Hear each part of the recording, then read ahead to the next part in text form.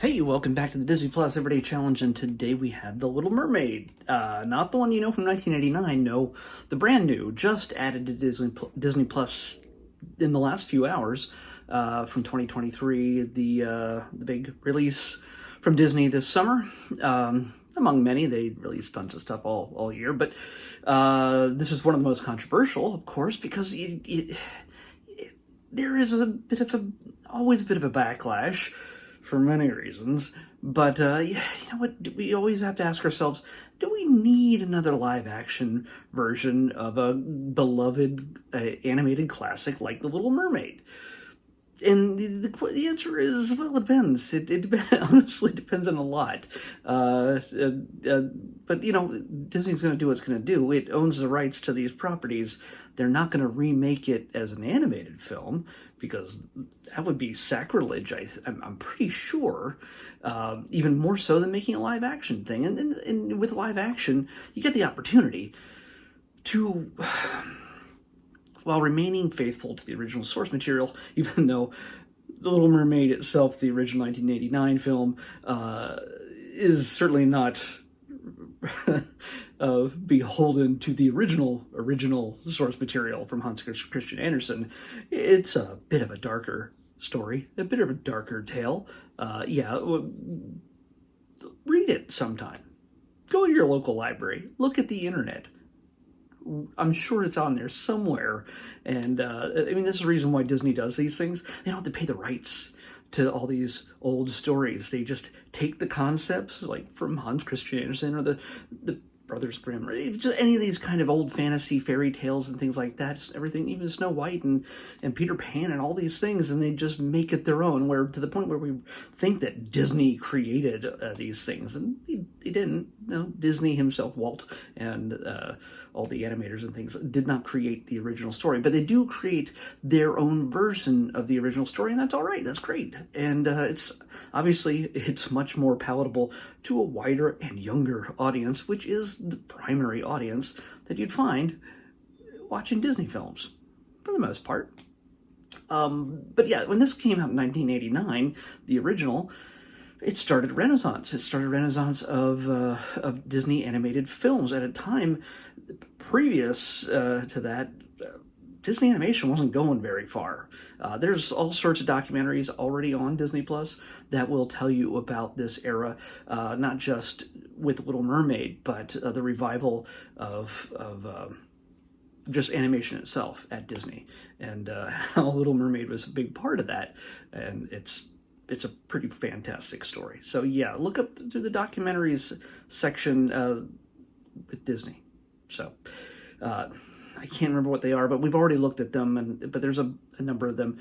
Again, not just with the animation, but with the music and everything else. So speaking of which, this takes a lot of the Alan Menken score and adds a few more songs to it. Yes, to some people, that is also sacrilege, but you get Lin-Manuel Miranda and a number of other folks, but you know Lin-Manuel from, hey, Hamilton, and he adds some, I believe, some lyrics to some of the songs. There's at least 3 new songs in this. One sung by Ariel when she doesn't have a voice. So it literally is, why? That's one of the hard things about this, about the Little Mermaid story. It's a musical, but the main character cannot speak or sing through a majority of the film. So you got to get all that stuff, all the songs out of the way early. But in this case, they kind of cheat. They do a song of her just sort of discovering the land, discovering the neighborhood and the area around the castle, or especially when she's been rescued from the sea. By the way, spoilers galore in this. If you don't know the story of The Little Mermaid, well, hey, you've had plenty of decades to realize this, to take care of that. So if you haven't seen the original or this one, go watch them. Seriously. And then you can come back and listen to me prattle on about it. The point is that she sings without talking or singing, moving her mouth. It's sort of played over her experience of discovering this land, literally land, for the first time. And you get a new song from Sebastian, played by Daveed Diggs, also from Hamilton, among many other things. And he's a big talent. Probably, I can't imagine anybody better suited to take up that role than him. And Awkwafina, along with Sebastian, along with Daveed Diggs, has a bit of a song that gets thrown in there. It's mostly funny, meant to be funny, and that it feels very Lin-Manuel Miranda. Trust me, just when you hear it, you'll understand. Awkwafina plays Scuttle. That was originally played by, why can't I say his name? Ben. Oh gosh, I know it frustrates me when my brain does not recall things properly. But I'll hopefully get the rest of these right. Oh, by the way, speaking of people who played roles before, we got Holly Bailey plays Ariel in this one. And you're like, oh, what about Jodie Benson? Well, Jodie Benson's grown up now. She's not a teenager. She can't necessarily play a teenager with red hair and lives underwater. But you know what? Jodie Benson does show up in the film. If you watch, if you didn't already realize this, I realize the big Little Mermaid fans already realize this, but for those of you who don't, here's the big secret. Jodie Benson was the voice of Ariel in the original animated film. She appears in the marketplace. She's the one who hands new Ariel a dingle hopper, a fork. So yeah, you'll for those who know what to look for, you'll see her, you'll recognize her immediately. So yeah, she makes a brief appearance in this and has a speaking role. She does not sing, unfortunately, but hey, you know what? It's all right. This is Halle Bailey's show. I would keep want to say Halle Berry, and it's not Halle Berry at all. It's Halle Bailey. And yeah, you know what? There's a controversy of Halle taking on this role, but I'm not going to talk about it because me mentioning it is more than enough. And to give breath to the people who just took a crap on her taking on this role based on the color of her skin, well, they could just, something not very nice to themselves. That's all I can really say. She's fantastic in this. She sings beautifully. She's a gorgeous young woman, and she is just beautifully expressive in Under the Sea, or when she is falling in love with a human man named Eric. Speaking of which, Eric is a much more fleshed out character in this. By the way, this film is 2 hours and 21 minutes long, nearly an hour longer than the original animated film. And there's even scenes missing from this new version. Yes, the one with the chef trying to cook Sebastian.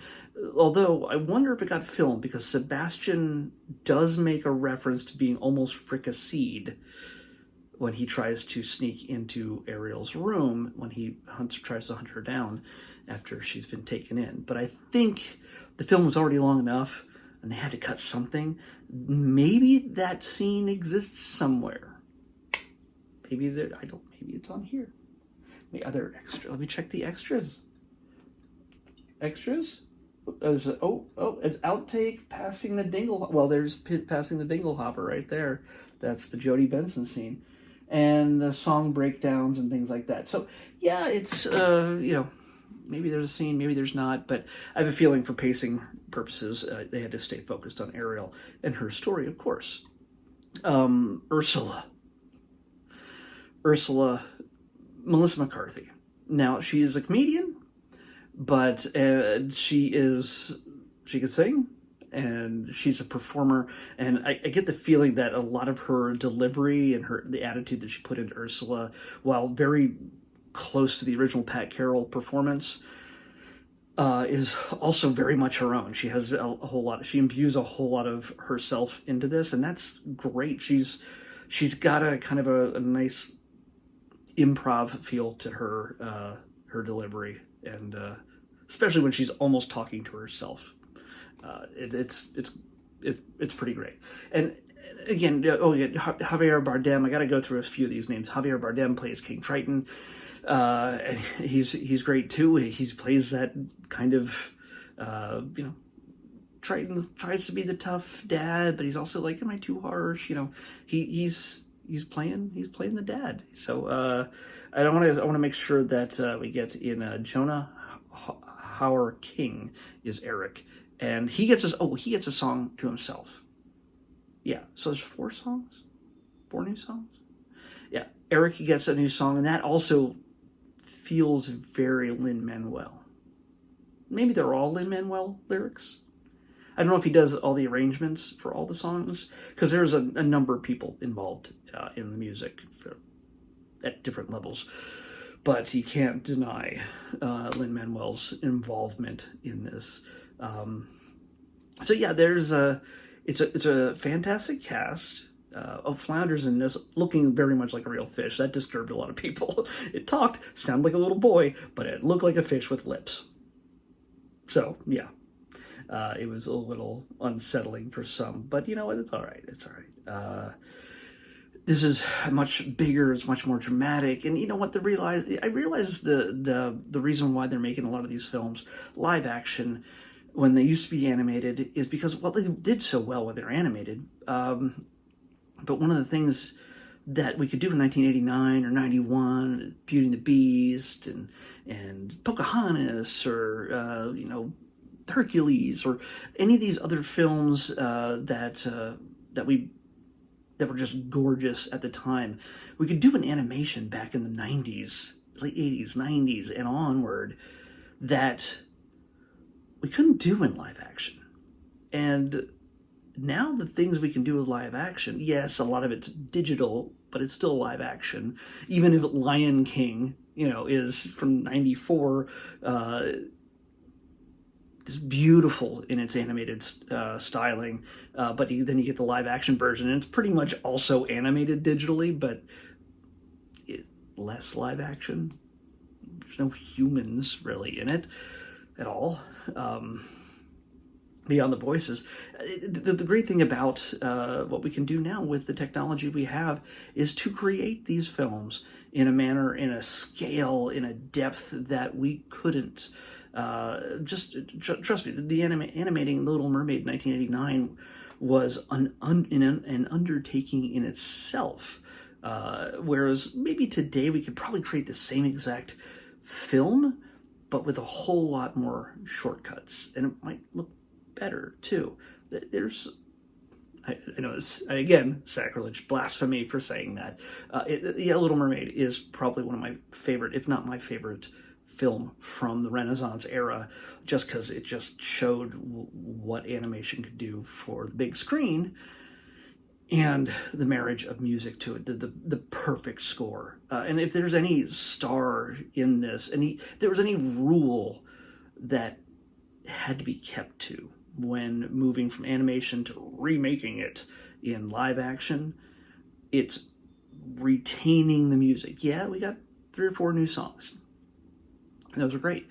But if you can't do the classics, Kiss the Girl, Under the Sea, Part of Your World, if you can't do those songs in live action and do them justice, not just audibly, but visually, then the film has failed. The film has no right being made.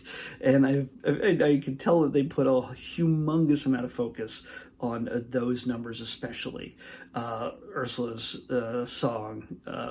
Mike, can I say it? You know what I'm talking about. Man, I hate my memory. But no, Melissa McCarthy knocks it out of the park. Yeah, sure. Could we have gotten a drag queen to do that? Divine's not around anymore. Yes, the original Ursula was designed after, had influences of Divine in her styling and the voice of Pat Carroll, the late great Pat Carroll. But you know what? I think Melissa McCarthy did a fantastic job in this, and that's not to say that Holly Bailey, said it right the first time. Holly Bailey, she's got the chops. So she hits all the right notes. So yeah, I'm overly praising this because, because I genuinely liked it. I saw it in the theaters, and it was a great time. You can't help but almost want to sing along out loud with these songs that you know so well, that you grew up with. And there is I think I don't know if it's available right now. You might want to look, but there might be a sing-along version of this. So they'll put the lyrics up on the screen so you can just belt it out like you don't already know the words. Maybe the new songs you need to learn, but the old songs, the classics, yeah, you don't need the lyrics, you know them. Yeah. So to me, this is a pretty fantastic remake. Yeah, it is really unwieldy at 2 hours and 20 minutes. And okay, maybe the last 15 minutes is all credits. Yeah, there's 15 minutes of credits. So really it's just a little over 2 hours long. So that's digestible. That's not too out of the way, but it is much longer than the original. And it gets to explore things, and it gets to, there's certain elements in this, such as Ariel losing her memory of the deal she made in order to become human. But she knows, and then she also forgets that she has to kiss the boy before the third sundown. It's that kind of thing that adds a little bit of tension to the story, but also makes you realize it's not just her trying to get it. It's just like, oh, I gotta go kiss that guy real quick so I can stay human forever. Like she's using him. It's a genuine true love kiss, because you would question it, I think. Trust me, when you look at the original Little Mermaid film, as much as I love it, realize that Ariel's kind of a brat who pretty much gives up everything, her gifts, everything, just for a guy. Just for this random dude she sees who's super hot on a boat that she rescues. And there's a lot of questioning, like, does she have good motives? She really should listen to her dad because he does have her best interests, but they deepen that conflict by saying that, you know what, yeah, he, just like Triton in the original film, he doesn't trust the humans either, but there's a little bit more to it than that in this film. And how it's resolved in the end, it's not just about Ariel finding true love and getting that kiss or anything else. It's about reconciling two cultures and coming together, and also fighting a kaiju, fighting kaiju Ursula, which looks fantastic. Make sure you watch this on the best screen possible that you have. I was watching it on my computer, and I have a number of different monitors, and I was watching it. There's a lot of dark scenes in this because it's underwater or it's at night and things like that. You want to make sure that you have a screen that can really bring out the blacks and all the details, even when it's dark. So yeah, pick a good TV or any screen that can really take advantage of letting you see the action. Because what I was using, sometimes I could barely make out. I was using an older monitor. I should have used one of my better ones, but there's a lot going on in my life. At the same time, when I watch a movie, especially one that's 2 hours and 20 minutes, I gotta still get stuff done. So, I know there's something else I wanted to say. I told you about Jodie Benson, and this is, I do this is off the top of my head. I should probably take notes and put them here, but I feel that's too structured. And